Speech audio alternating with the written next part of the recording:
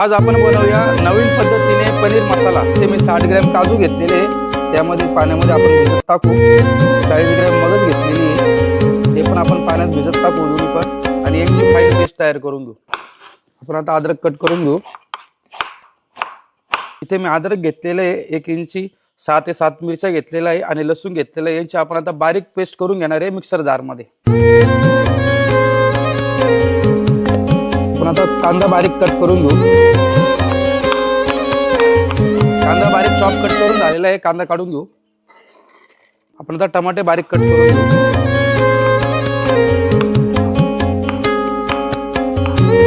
टमाटर बारीक चॉप करून झालेले, आपण टमाटे काढून घेऊ। आपण आता शिमला मिरची डॅश कटिंग करून घेऊ। अशा पद्धतीने शिमलाची कटिंग करून घ्यायची आपल्याला। शिमला मिरची डॅश कटिंग करून झाली, आपण आता कांदा डॅश कटिंग करून घेऊ।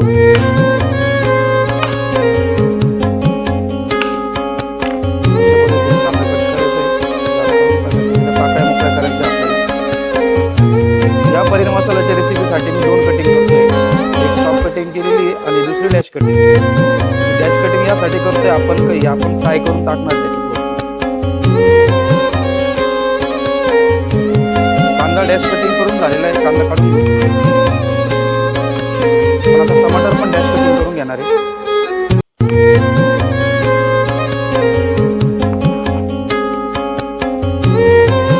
टमाट्याचा मधला गर काढून घ्यायचा आपल्याला। टमाटर स्वच्छ करून घ्यायचं।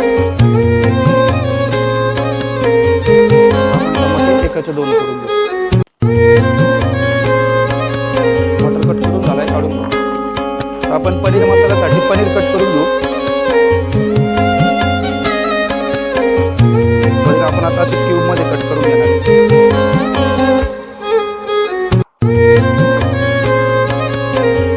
इथे मी एक बाउल मध्ये पाणी घेतलेले आहे, त्यामध्ये मीठ टाकतोय। आपण आता त्यामध्ये कट केलेले पनीर घालू।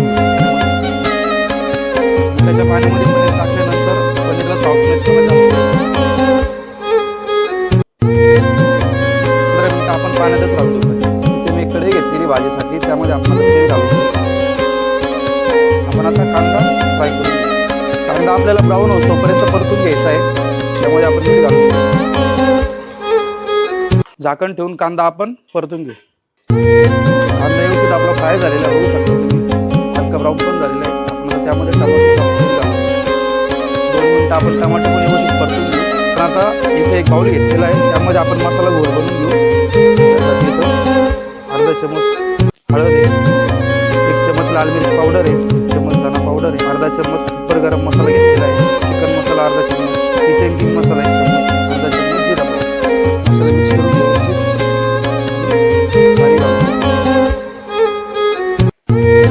असे मसाला घोळ केल्यानंतर हे मसाले व्यवस्थित पाण्यामध्ये फुगून येतात। टेस्ट जरा वेगळीच लागते, त्यामुळे इथे मसाला घोळ रेडी झालेला आहे। कांदा टमाटर व्यवस्थित आपले फ्राय झालेले बघू शकता तुम्ही। अद्रक लसूण पेस्ट घालून घेणार 3 चम्मच।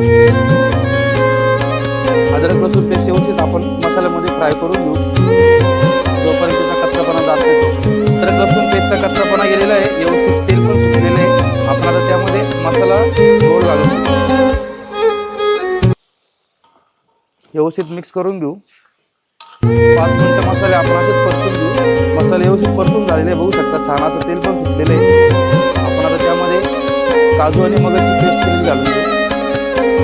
पेस्ट व्यवस्थित मिक्स करून घेऊ। आता ग्रेव्ही शिजण्यासाठी आपण त्यामध्ये पाणी घालून घेऊ। मिक्स करून व्यवस्थित। ग्रेव्ही व्यवस्थित आपली मिक्स झालेली आहे। आपण आता 5 मिनिटं झाकून ठेवू। ग्रेव्ही अशी आता पनीर मसाल्यासाठी डॅश कटिंग केली होती, त्यासाठी आपण आजवांचा तडका लावून घेऊ। इथे मी गावठी तूप घेतलेलं 1 चम्मच। आपण आता तुपामध्ये आजवान घालून घेऊ। आपण आता त्यामध्ये डॅश कटिंग केलेली घालून घेऊ आजवांचा तडका।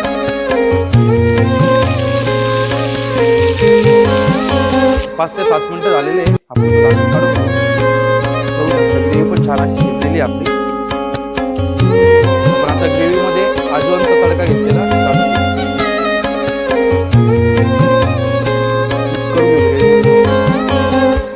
आपण आता पनीरचे क्यूब केले ते घालून घेऊ।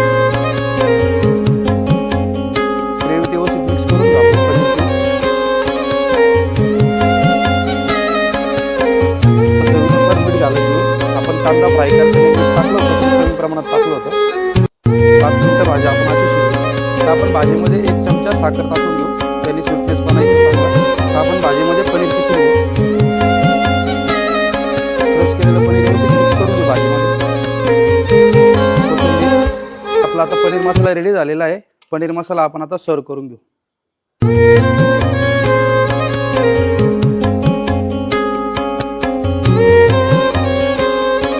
या पनीर मसाल्याची रेसिपी तुम्ही बटर नान किंवा कुलच्या सोबत खाऊ शकता. खूप चांगली टेस्ट येते.